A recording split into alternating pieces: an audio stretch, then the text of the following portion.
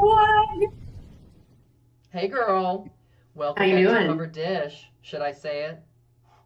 Please. The show where we cook it up and eat it. Girl, I love let me that. tell you about building the world I want to live in. This dress came with a manufacturer defect where the neckline was like over here, like it was supposed to be a V and it was like over here. And let me tell you something about fabric. When you gather the fabric after you cut the pieces, it creates, everyone say it with me, tension. And when you create tension in the fabric, it pulls things over towards where the gathering is, and it's not in a way that you want. Okay. So that's my theory about what happened.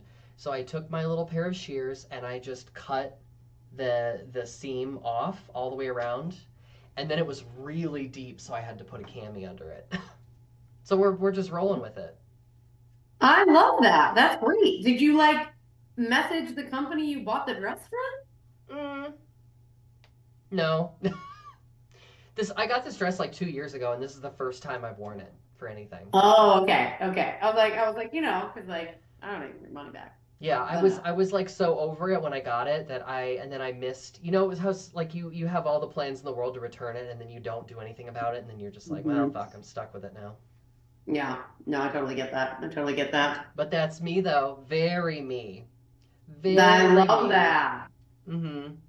Girl, what are you drinking? Is that a tangerine LaCroix? I see? She even Oh. knew the flavor just from the design of the can. Mm-hmm. That's how you know that we're seltzer aficionados. Yes, delish.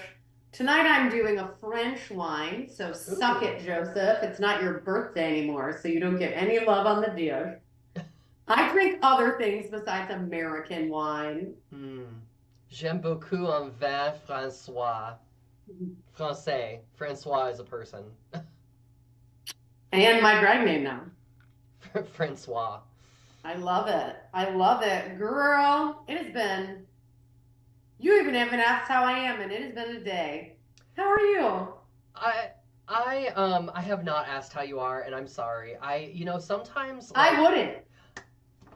I just don't think today's the day to do it. yeah, well You know? that was kind of what I was worried about. You know what I mean? Sometimes and That's the thumbnail. Wait. yeah.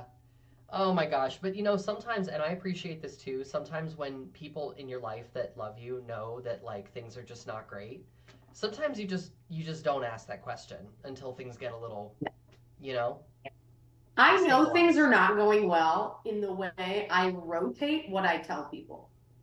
What have you been Like, telling people? well, no, no, no. Like, even what you know is a piece of it Oh, oh. because Oh, I of see. So today. you're saying there's more. Oh, yeah. Oh, yeah. Oh, Oh my yeah. God. Oh, yeah. But you know what I mean? You can't do it. So, like, my mom called tonight, and like, my mom, I love her, and she can't handle like the reality of anything because she's just a sweet lady and everything's lovely. And that's fine. We're just going to leave it there. So, she's like, how are you? I was like, I've had better days. And then I just picked from the grab bag of shit that is happening in my life. You just went, let Like, me see. And exactly. Like jelly beans at the bottom of an Easter basket. Like, you know, when you've eaten all the chocolate yeah. and it's like under the Easter grass and you're like, you know what I mean? And I'm just like, fuck it. Here's another black licorice jelly bean. I can, you know what I mean? It's just fucking, it's been a lot. And my mom's like, well, that sounds tough. And I was like, so, for those of you Oh who my know me, gosh. thank you for being there for me these last few weeks and months. And for those of you who don't know me, you should not choose this year to get to know me. Make that your New Year's resolution for 2025. To get to know Brooke. That's right. Well, girl, you don't have to spare people who love you from the whole truth because I don't want you to feel like you have to hold on Oh, to no, it's just I everything. don't have the time. Yeah, you're right. You're like, it's like a CVS receipt. It's too long. Who's got the time? Don't even remind me. I was at CVS today. I'm always in the pharmacy. Anyways, I stopped scanning my extra care card because I dread the receipt printing. girl, For what? For I what? have a $2 huge in care cash? I mean, what am I supposed to do with that? I have such a fucking problem with the extra care card. Let me tell you, it's bordering on a vendetta. So when I lived in Columbus, Ohio, I lived before we lived together. I lived on Harrison West, and there was a CVS there, and now everything's like knocked down and whatever. But that CVS, they always were like, "Do you have an extra care card? Do you have an extra?" And I was like, "I never got one on principle. Yeah, I don't know I why. I don't never have one did." on purpose. Thank you. It was like 10 years. I wouldn't get one. Yeah. And I finally got one. I'm not seeing the difference. I I don't have feel one, much extra to cared my for. dismay. Like I don't. Yeah. Yeah, it's. I don't know what to say about it, but I have the sense that things get marked up just so that you, like, on the off chance you get a discount. It's kind of like the Kohl's does the same thing. Yeah, it's cold cash. Anyway, Yeah. so how are you? I'm actually okay. It's a bit of a moving target. Like I feel like some things are good and then other things are bad, and then some things are good, and so they just like kind of rotate. And so I don't know. I started my meds again, so Ooh, I'm is feeling good. she? I'm feeling fresh and foxy. Also, I had to step back on my estrogen because it was like at dangerously high levels. And I think it was you. I was like, I told you what my number was and what the normal range was, and you're like, you're so much of a woman, you're 2.5 women. Yeah, like statistically, like Yeah, you're a like group of women. cool. Hmm. You are a Sex in the City scene of women I right mean, now. look at this outfit. You know what I mean? This is giving very like young woman professional in the 90s. It's like what women Mhm. want, Meg Ryan, you know. Oh yeah, Hmm. love those dresses. They Yeah. were not flattering for my body type. I look like a pear. Um, Well, it has a nice cinch with like a I don't know what's it's not a belt, but it's like they just took two halves of let me just show you. Girl, let me just show Girl, you. what are we doing? Yeah, Let me just show you. Okay. So it's got a nice little cinch, but they oh, just I do like that. No, that's a good cut it's hard to too. see with the pattern, but they just Hmm. took the parts of the dress and pulled it together and then tied it with a sash. Yeah. But it doesn't go all the way around. So that's what happened when it gathered, it just like pulled the neckline off course. Oh, I like first of all, I love that it's a straight down skirt. Yeah. Like, Yeah, I love that it's it's not, I thought it was going to be like what is it? What is that called? oh, like an A-line dress. Yeah. Yeah, I guess you'd call this like a shift dress that's been cinched in. Yeah, I like that. It's a little more mature looking standing up, you know? Yeah. It is mature. It's kind of like, ooh, that's some hello. Yo. That's some cleavage on that dress. It's Banana. giving a little bit like, woman leaning into the twilight of her life. Yeah. And the shawl helps. Yeah. Yeah, you mean the like lap blanket that I've draped over my Oh, chair? yeah. Oh, it looks like a shawl. It is. It's a giant like knit blanket that I got for Oh. $2 from Ohio Thrift just because it was my favorite color. Mm. So, girl, contact and connection. I think we actually started off with a great thing, which is like sometimes you don't want to get a lot of reach outs from a lot of people. You know what I mean? Another time that's not great for that is grieving. You know? Like, and I struggle with this because I want to let people know that I'm there, but I also don't want to inflict myself upon them. That can be really tough. Yeah, I think it's really hard. So, again, more tragic news for those tuning in. My little loaf has some cancer, has the cancer, and for me, it's really important to tell people to make things real. Like that is something that I need to do. So if someone dies in my life or I get bad news, I have to tell people Mm. because it Hmm. doesn't feel real until I say it aloud. I type it. I've discovered I need that. Yeah, yeah. So, with that being said, I'm like, I really don't have a lot of information about the cancer. I'm going to learn more at the end of this week. We'll keep you posted on the dish. See, I have to tell people. But We'll like, keep you posted on the dish. but you know what I mean? It's like one of those things where I feel, people follow up with me and I'm like, I'm glad they follow up with me, first of all, but I'm like, one of the things I've kind of learned is like, okay, well, whoever you tell, you got to explain that they're going to stay with you on it, right? It's Yeah. always that balance, but it's really important for me, like, for especially like flagship tragic or positive moments in my life, that I share them with the people in my life, or else like I'll be annoyed because someone will say something insensitive, and it's like, well, it's only insensitive if your dog is dying. And I'm like, well, my dog is dying. You know what I mean? And then I'm like, oh, okay, I think that's not fair. So Whoops. I think about that a lot when I'm like, okay, what kind of communication and connection do I need, especially in hard times? And for Mm, me, I really need the people, especially those closest around me, to know what's up. Like it's really important to my mental health. mm.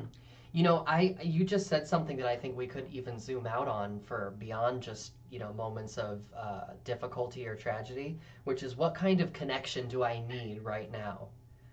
And Mhm. I think that's a really good question for us to check in with ourselves on. I feel like I'm Yeah. starting some kind of like pitch for a wellness retreat. What kind of Ooh. connection do I need right now? Maybe I need a salt bath and a hot water spring. Meet me in the Vitality Yurt. The vitality yurt. Oh, not the yurt girl.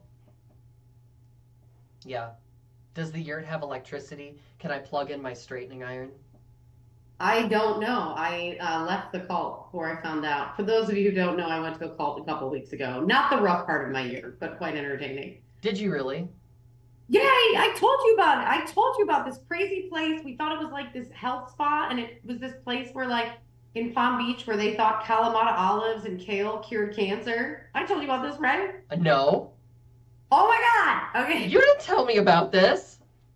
So in Craving Connection, I have been unwell, and my amazing partner, oh my God, I have the literature right here. This is fate. Oh my This is God. fate. It is. So, um, And if you my think I amazing didn't partner, immediately pull you up on Dishcam, you would be as wrong. you should. So my amazing partner, oh shoot, it has the name. Oh, Um, the founders are insane. Anyways, so it's this amazing wellness center that's a cult that like they say raw food cures cancer. oh, girl, expose them. No, I'm just kidding. A message from the directors. Wow. I mean, Yeah, that they're bananas. that picture speaks volumes. Anyways, there's a vitality yurt where all the yoga classes are held. Oh, that's actually what Um, it's called. hold on. Oh my God. There's a whole program. Wait, I see a Hippocrates line. Where's the? I don't see the vitality yurt. Classes will be held in the vitality Oh, yurt. move it over a little bit to your. Yeah, yeah, yeah, yeah. There it is. There's that. That's gonna be the thumbnail. I'm just gonna circle vitality yurt. Oh my So they gosh. have multiple yurts. Anyway, so my partner's amazing, and they do. My partner's like, we're gonna go for lunch. There's a buffet, and then we're gonna get a tour of the grounds. Well, first of all, this is gonna take the rest of the dish, so I'm really sorry, but y'all are gonna love it. So we pull into the grounds. They need like our IDs to even get on the property. It's a really old Palm Beach, like retreat for the ultra wealthy. Uh huh. Yeah. Goop.com. Okay, but it's bananas. So we get on and we pull in and we park, and there's a fucking raccoon just walking around. It is new. It is new, and it's just like, An ill and portent. raccoons are not supposed to be out during the day. Mm-mm. And homie is just like eating a raisin, sitting under a tree. And you know how raccoons just look like little fat old men? Yeah, yeah. So we go in and I like look at the front desk. I'm like, you have a raccoon problem. There's a raccoon outside. And he's like, Ma'am. and he goes, oh yeah, we know. Oh, What? And without fail, behind him in the front desk is glass. The fucking raccoon walks by him behind him. I go, it's behind you. And he's like, oh yeah, yeah. I was like, they're supposed to be nocturnal. He's like, well, these ones aren't. I'm like, then they're probably rabid. yeah. That's actually a really good point. Yes.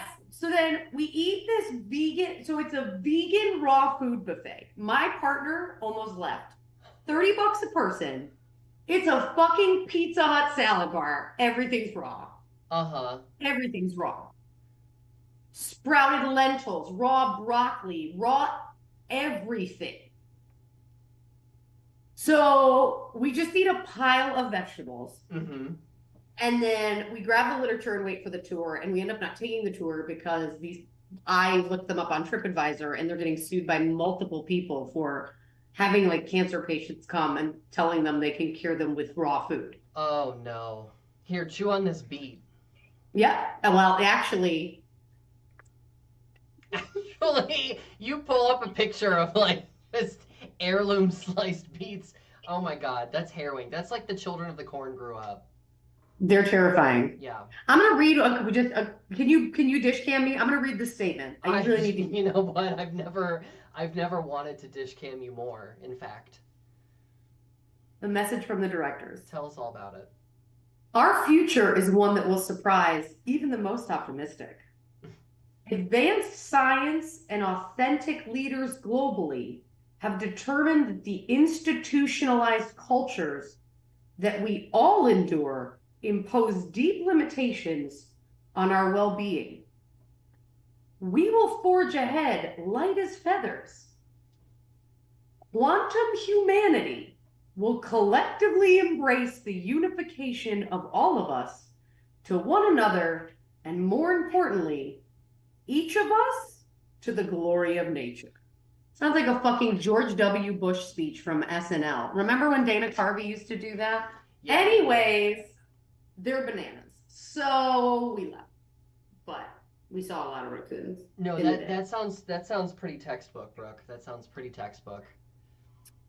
But there's multiple yurts. A compound of yurts. It's huge. It's 55 acres. Wow. Meet me in the Yeah. yurt annex. Yeah. Anyways, they just got a new yurt they were advertising. Hey, So- do they do microdermabrasion? Because if the price is right, you know what I'm saying? Oh, girl, to stay there for a week is like 12 grand. Oh my god, the price is not right. And all you eat is raw vegetables. Listen, I was like, hey, do you do like laser hair removal? Because I'll put up with some quantum humanity if you give me a discount. You know what I'm saying? Yeah, girl, tell me about it. Anyways, this is the crazy Palm Beach shit we do on the weekends to have fun. So anyway, speaking of connections, we are craving connections, but the problem in our trying to figure out connections is, especially because everyone is so separate down here, like finding queer community and like queer Black folks and queer brown folks is really difficult. Yeah. So I just don't want to go to exclusively white gay spaces because of my partner and also because of my preferences. Yeah. And just be in white gay spaces. Like I much prefer more queer and trans spaces, just where I'm more politically comfortable. Yeah. And then on top of that, having a Jamaican queer partner, it's like I don't want to drag you to fucking all the gay white male spaces. I don't even want to be in those. No.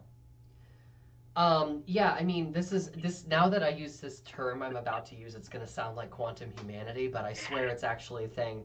The atomization of culture. You know about this? Ooh, I like that. No. So culture is getting at what they call atomized in that it is like split and subdivided, and there's no monoculture anymore. Like there used to be I don't know, the example I always hear is you're around the water cooler and you talk about the television show that everyone's watching, right? And every once in a while there's a Game of Thrones or a Tiger King or something that like really has a moment and everyone's talking about it. But for the most part, like most of my content that I consume now is on YouTube. And there's like so many different like versions of the world online now. There's so much content. People are more divided and isolated than ever that it's just harder to relate to people. And now, like everyone's talking about belonging at work.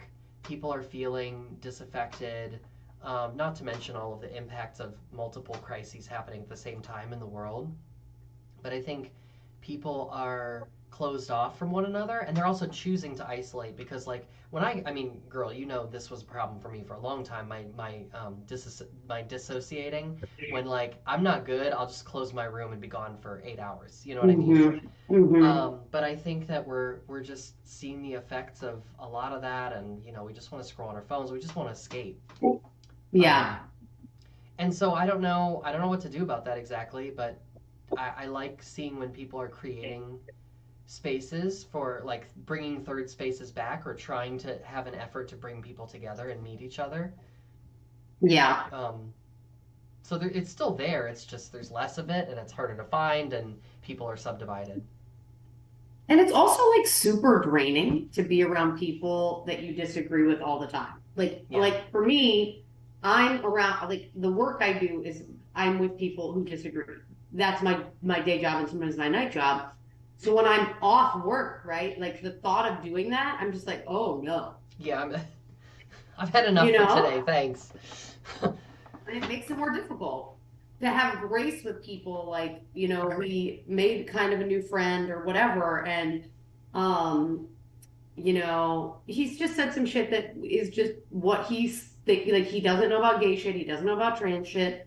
So I was talking specifically about trans politics, and he's like, "So when did you know?" And I was like, "What?" He's like, "When did you know?" I was like, "That I'm gay? Do you think I'm trans?" Like, and he didn't have any acumen around it, and he's of a certain age where we give grace.